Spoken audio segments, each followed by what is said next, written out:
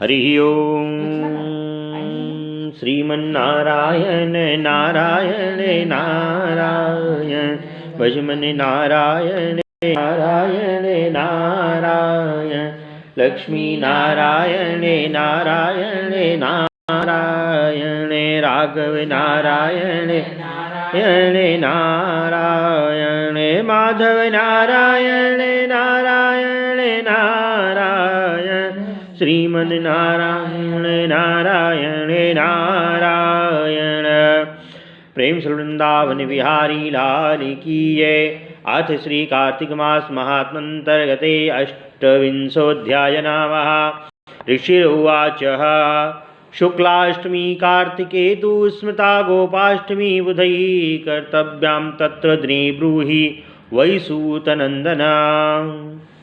ऋषियों ने कहा कि हे सूत जी, कार्तिक मास के शुक्ल पक्ष की अष्टमी तिथि को विद्वानों ने गोपाष्टमी कहा है। इस तिथि के कर्तव्यों के विषय में बताइए। सूत जी बोले, हे ऋषियों, आप सुंदर पौराणिक कथा को सुनिए, जिसके सुनने मात्र से ही 1000 गायों के दान का फल मिलता है। कार्तिक मास के शुक्ल पक्ष की अष्टमी को विद्वानों ने गोपाष्टमी कहा है। इस दिन श्री वासुदेव भगवान गायों के पालक बने थे। इस तिथि को समस्त कामनाओं की पूर्ति हेतु गायों का पूजन, गौग्रास, गो प्रदक्षिणा तथा गायों के पीछे चलना आदि कृत्य करने चाहिए। जिस प्रकार श्री कृष्ण और राधा जी प्रिय हैं, उसी प्रकार उन्हें उनका कुंड भी बहुत प्रिय है। कार्तिक मास की अष्टमी को राधा कुंड में स्नान करके श्री कृष्ण की पूजा करनी चाहिए। उस पूजन से ब्रह्महत्या, सुरापान, गोहत्या तथा व्रत भंग आदि के सभी पाप नष्ट हो जाते हैं। गोधूल के समय दान करने से बड़ा पुण्य होता है था सब पापों से मुक्ति मिल जाती है। गाय के पीछे पीछे जितने पग चला जाए उतने ही कुल गोलोक में स्थिर बने रहते हैं। गायों के पालक श्री कृष्ण द्वारा गौ दर्शन के जिस उत्सव का वर्णन किया गया है, हे मुनियों, उसे मैं आपसे कहता हूँ। श्री कृष्ण जी बोले, जो लोग मेरे भक्त हैं वे यदि परम भक्ति पूर्वक गंध पुष्प अक्षत तथा फलों द्वारा गो पूजन करें तो वे निस्संदेह साक्षात मेरी ही पूजा करते हैं। जो लोग गायों के मुंह में आटे का गोला, मोदक और पकवान देते हैं, उन्हें अनंत पुण्य प्राप्त होता है। जिस समय सूर्य अस्त न हुए हों तथा गायों के खुरों की धूल आकाश भरा हुआ हो, उस संध्या काल में अष्टमी तिथि को गांव के बाहर ही जाकर गायों की पूजा करनी चाहिए। चमेली आदि पुष्पों की मालाओं से उन्हें सजाना चाहिए। लड्डू, पकवान तथा आटे के गोले को सोने आदि के पात्र में रखकर सूर्यास्त से पूर्व ही गांव के बाहर जा पहुँचे। पानी भरा कमंडल भी साथ ले जाए। वहाँ कुमकुम, चंदन, चावल आदि से गायों का पूजन करे। गोपाष्टमी के समान अन्य कोई तिथि मुझे प्रिय नहीं है। सब दानों से जो पुण्य मिलता है, सब तीर्थों से जो फल प्राप्त होता है, वह गोपाष्टमी को गोपूजन से मिल जाता है। गांव के बाहर पहुंचकर गायों की प्रयत्नपूर्वक पूजा करनी चाहिए। सर्वप्रथम कमंडल के जल से उनके पाँव को धोना चाहिए। जो लक्ष्मी सब देवताओं सहित विष्णु के चरणों में निवास करती हैं, वे ही देवी गाय रूपिणी हैं। वे मेरे पापों को नष्ट करें। इस मंत्र का उच्चारण करते हुए गायों के चरणों का प्रक्षालन करें। हे गौ, मैंने कुमकुम, चंदन आदि गंधों से आपको आपके प्रति समर्पित किया है, आप इन्हें ग्रहण करें। यह कहकर गंध प्रदान करें। फिर यह कहते हुए पुष्प आदि चढ़ावे। मालती या सुगंधित तथा चमेली आदि पुष्पों को आप ग्रहण करें। वनस्पतियों से उत्पन्न सुगंधित धूप को आप ग्रहण करें। हे जननी, घृतवर्तिका तथा अग्नि द्वारा संयोजित दीपक को ग्रहण कर मुझे समस्त सिद्धियां दें।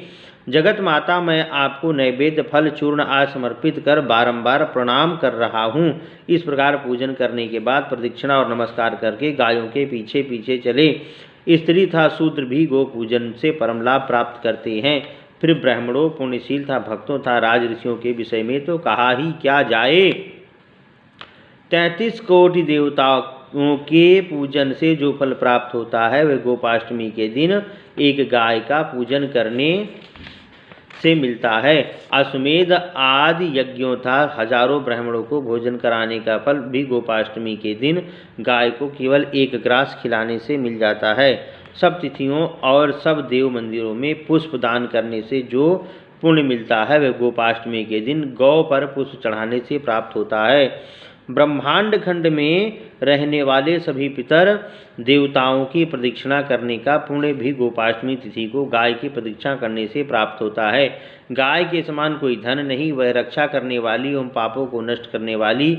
गाय घास चरती है और अमृत तुल्य दूध देती है। यदि उसे ब्राह्मण को दान दिया जाए तो पूरे कुल का उद्धार कर देती है। इस प्रकार जो मनुष्य प्रतिवर्ष गोपाष्टमी के दिन सभी कार्यों को पवित्र होकर करते हैं, वे कलयुग में लोकप्रियता प्राप्त करते हैं। मृत्युलोक में सब यज्ञों का फल मेरे गोपाष्टमी के दिन गो पूजन से प्राप्त होता है। अत्यंत उग्र तप, वेदाध्ययन तथा अनेक प्रकार के उपवासों से जो फल मिलता है वह गोपाष्टमी के दिन गो पूजन से मिलता है।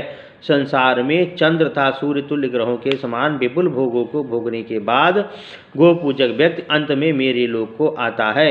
इसी प्रकार जो लोग पृथ्वी पर प्रतिवर्ष गो पूजन नहीं करते वे 14 इंद्रों के शासन काल तक नरक भोगते हैं। जो लोग गोपाष्टमी को गाय की पूजा नहीं करते वे अंधे, बहरे, कुबड़े तथा कोढ़ी बनकर जन्म लेते हैं। गो पूजा न करने वाला मनुष्य गलगंड रोगी, लंगड़ा, कान रहित तथा चिपटी आदि रोगों से युक्त होता है, इसमें संदेह नहीं है। जो मनुष्य गोपाष्टमी के दिन गायों की विधिपूर्वक पूजन करता है उसकी दुर्गति नहीं होती है, वह सनातन ब्रह्मलोक को प्राप्त होता है। गोपाष्टमी के दिन संध्याकाल श्रवण नक्षत्र हो तो वह जयंती नामक योग करोड़ों कल्पों तक मुक्ति देने वाला होता है। जो मनुष्य जयंती योग में गो पूजन नहीं करता वह यमराज के वशीभूत होकर नरक का कष्ट भोगता है। जयंती योग से विमुख मनुष्य के समान पापी, ब्रह्मघाती, सुरापी, गोवध करता तथा स्त्री वध करता भी नहीं होता है। श्री कृष्ण गोपाष्टमी के दिन जो लोग जयंती पर्व को नहीं मनाते वे घोर जंगल में महादुष्ट सर्प बनते हैं। जो मनुष्य गोपाष्टमी के दिन गोपूजन नहीं करता वह गिद्ध, गधा, कौवा, बाज तथा मनुष्य मांस के भक्षण का दोषी बनता है। जो मनुष्य गोपाष्टमी के दिन गाय का पूजन नहीं करता उसके शरीर में तीनों लोकों में के पाप प्रविष्ट हो जाते हैं। कार्तिक मास के शुक्ल पक्ष में कृष्ण गोपाष्टमी के दिन व्यक्ति को गोपूजन जो नहीं करता है वह ब्रह्म राक्षस बनता है। जो व्यक्ति गोपाष्टमी के दिन गोपूजन नहीं करता उसकी 100 पीढ़ी भूत तथा भविष्य में 100 वर्षों तक नरक में पड़ी रहती है। श्रवण नक्षत्र से युक्त कार्तिक शुक्ला अष्टमी तिथि को संध्या काल में गोपूजन करने का विशेष फल है। हे मुनियों, जो स्त्री या पुरुष प्रतिवर्ष विधिपूर्वक इस व्रत को करते हैं उन्हें यथोक्त फल प्राप्त होता है। इस व्रत से मनुष्यों को पुत्र संतान तथा आरोग्य का फल प्राप्त होता है।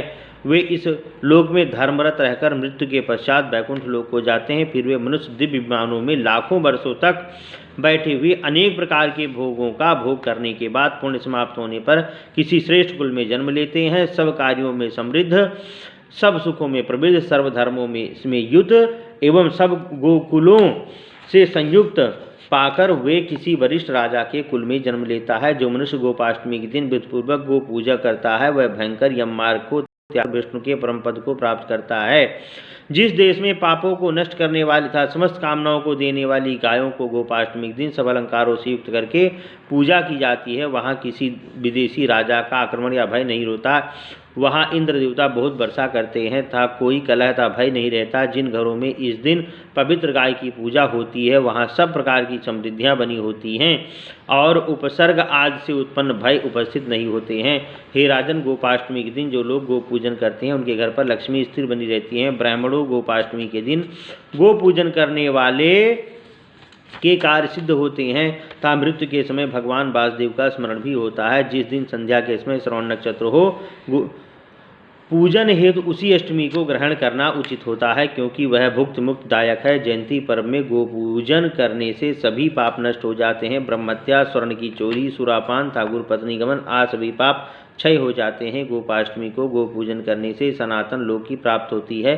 फिर कलयुग के पापों के विषय में तो कहा ही क्या जाए। गोपाष्टमी के दिन गोपूजन करने से प्राप्त होता हूँ मैं, भगवान ऐसा कहते हैं। इससे बढ़कर कोई यज्ञ अथवा तप नहीं है, इससे बढ़कर कोई दान तथा पद भी नहीं है। जो मनुष्य इस कथा को सुनते हैं वे पापों से उसी प्रकार लिप्त नहीं होते जिस प्रकार की कमल का पत्ता पानी में लिप्त नहीं होता है। मैंने जिस धर्म को कहा है उसे श्रद्धापूर्वक करने वाला मनुष्य निस्संदेह अग्निहोत्र यज्ञ के फल को प्राप्त करता है। सूत जी बोले, कृष्ण गोपाष्टमी के विषय में तुमने जो कुछ पूछा था वह सब मैंने बता दिया। अब तुम क्या पूछना चाहते हो? सभी पापों से छुटकारा पाने के लिए जिस दिन को मैंने वर्णन किया है वह सब पापों को नष्ट करने वाला है। भृगुनंदन, जो स्त्री पुरुष इसे प्रतिवर्ष करते हैं उन्हें यथोक्त फल प्राप्त होता है। यह व्रत पुत्र संतान, आरोग्य तथा धन धान्य की वृद्धि करने वाला है। यह पृथ्वी पर सभी ऐश्वर्यों एवं दीर्घायु को देने वाला है। हे मुनीश्वरों, जिस राष्ट्र में यह व्रत किया जाता है वहाँ किसी अन्य राष्ट्र द्वारा आक्रमण करने आदि का भय नहीं रहता है। गोपाष्टमी का सुंदर व्रत पापों को नष्ट करता है। इस दिन नंद नंदन देवकी पुत्र श्री कृष्ण के साथ जो लोग गो पूजन करते हैं वे पुत्रवान होकर विष्णुलोक को प्राप्त होते हैं। श्री पद्म पुराणे कार्तिक मास महात्म अंतर्गते गोपाष्टमी कथा निरूपण नामक 28वां अध्याय। श्रीमन नारायण नारायण नारायण भजमन नारायण नारायण नारायण लक्ष्मी नारायण नारायण नारायण श्रीमन नारायण नारायण नारायण राघव नारायण नारायण नारायण माधव नारायण नारायण नारायण। प्रेम चल वृंदावन बिहारी लाल की जय। बोल कृष्णचंद्र भगवान की जय।